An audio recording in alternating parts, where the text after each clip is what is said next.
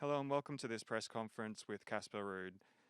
During this press conference, we'll be taking questions from online and in the room.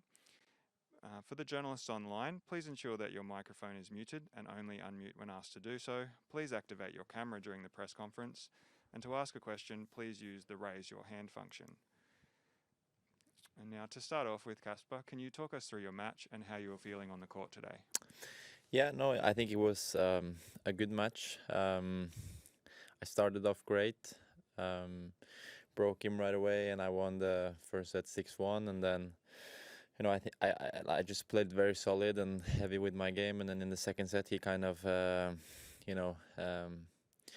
answered the questions I gave him with my game. He counterpunched good and played his style of play better, and kind of neutralized my game a little bit. And then in the end he got a break at 6-5, and then third and fourth set I felt strong, and I was able to use the wind well today.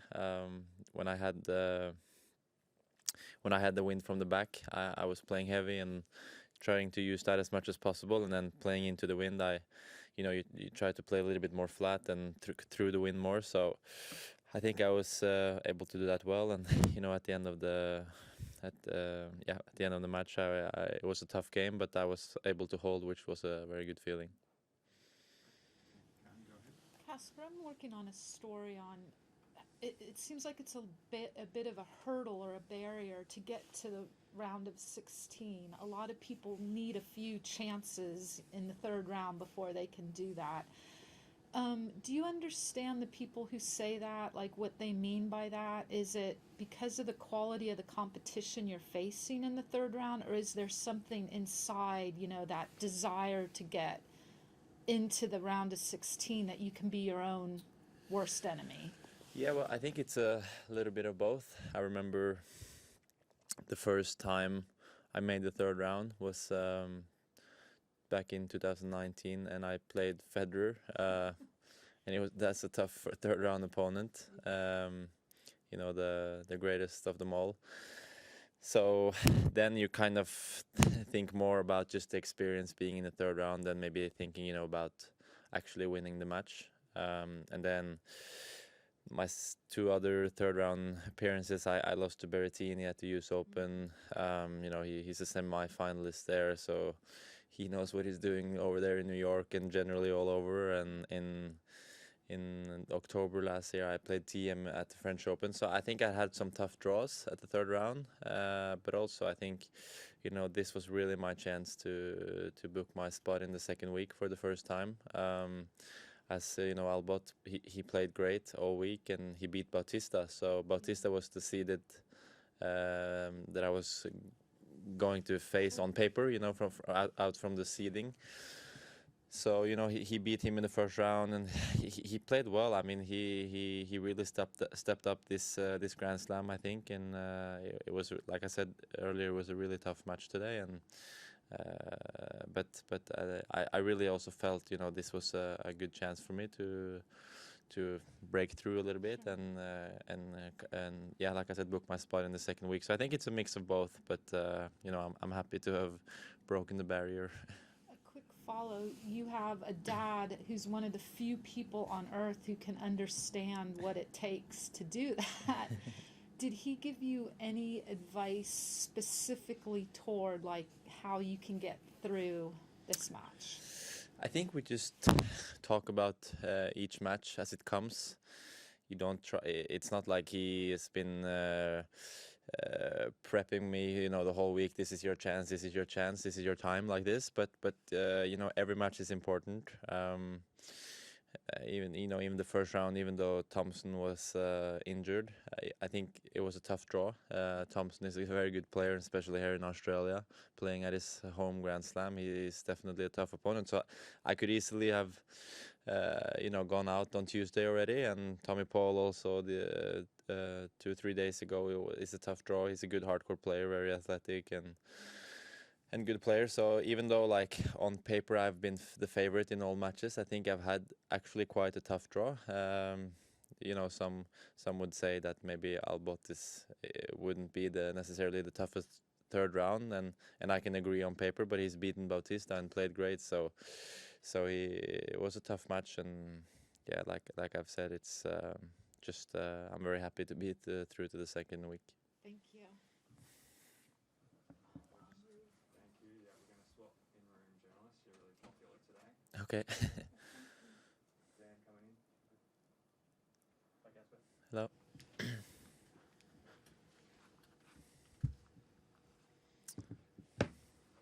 Okay, congratulations. This is obviously a big moment in your career, your first Thanks. fourth round at a major. Thank you. You looked very relieved on court once it was over. Yeah, definitely.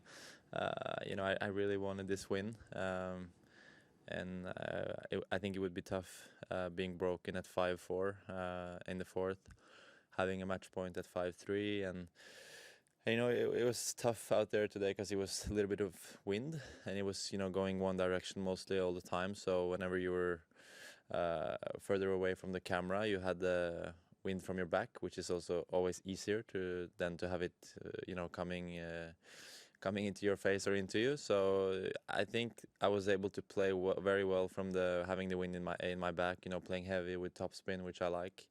But Albot, he stepped up, especially in the second set, and kind of neutralized my heavy spin balls with good depth and playing fast and chasing down, running down many balls. So the third and fourth set, I was just very happy to get one break, and was able to hold the serve all throughout. So I'm sure you could tell I was very relieved and happy to get this win.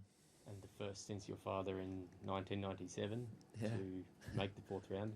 What did he have to say about it? Yeah, he was happy. He's my main coach, so it's also an achievement for him. Now he has done it himself and as a coach, so I think he's happy that I've been able to not beat his record yet, but at least do the same as he did. That was kind of the last inch he kind of had on me when it comes to Norwegian records in tennis. So I've kind of beaten him on everything else, the ranking. And last year when I got my first title, he lost the finals a couple of times. So now he was happy, and I'm not gonna say we joked about it, but he kind of liked having that last inch on me, and now he can't anymore. So it's a good feeling, obviously. Did you know he lost to Goran in 5 sets in that? Yeah, I know, and I know that he was up 40-love, and Goran serve at 3-all in the fifth to make quarters.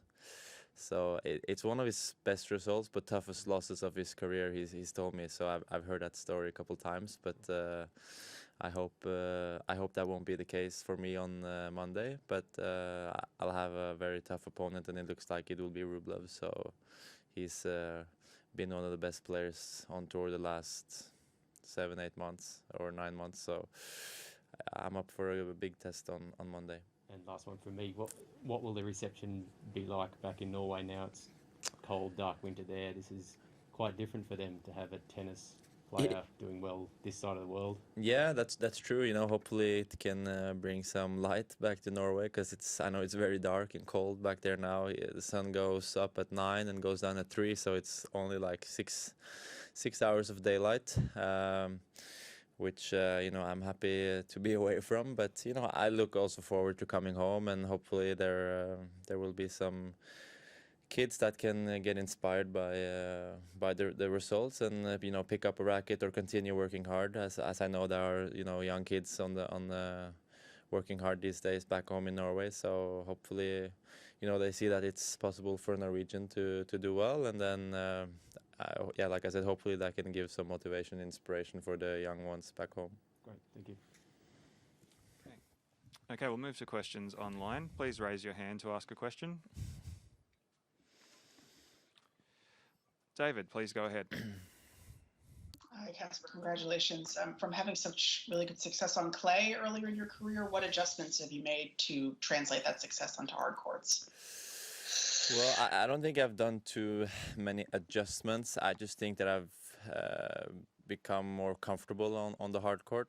And for a guy who plays maybe better on clay, it's not impossible to do well on hard courts either, Rafa has 5 slams on hard court and 2 on grass, and TM has his own one and only on hard court, and they are, you know, kind of the clay kings of the tour. So I think it just proves that, you know, playing heavy with good topspin is, you know, suits the clay better, obviously, but it's not impossible to do well on hard court. And I think I proved that today, like I've been saying, you know, a couple times now, that when I had the, I guess, is it tailwind you call it, when you have it from your back? Yeah, when I had the tailwind on court, I was trying to, you know, use it and play heavy with good length and spin, which helped, which was working good today. And you know, when you're having the headwind, you try to break through the wind a little bit more with flatter shots. And I think if you look at the stats, I'm sure I played it with a little bit more spin than Albot, especially with the tailwind. And I think that, you know, was I think that was the key to breaking his serve a couple times in the third and fourth set, and, you know, keeping the break all the way. So yeah, I haven't done too many adjustments, just, you know, practicing more on hard court. I've been playing hard courts now since French Open last year, so it's been many months of hard courts training, and I'm very glad that it pays off. And this is your third major tournament as a seed. Was there any mental adjustments to kind of get used to being at that echelon and having those extra expectations on you? Yeah, I think I've just tried to use it, take advantage of it, not to face one of the really big stars in the early rounds. Now I've reached the third round. This was like my third round appearance in a row, and now I made it one step further. So I've been able to hold my seeding, and this time I've reached another step. So I think I'm enjoying the seeding at the Grand Slams, and I've been able to keep my seedings, like I said, so far. And yeah, it's a good advantage to have seeding in the slams, like I said, not to face you know, one of these big stars in the early rounds. It's never happened to me, to be honest, to face, you know, either Djokovic or Rafa or these guys in the first rounds, but it can happen if you're not seeded. So I'm just yeah, getting used to it, and hope I can be seeded more times in my career.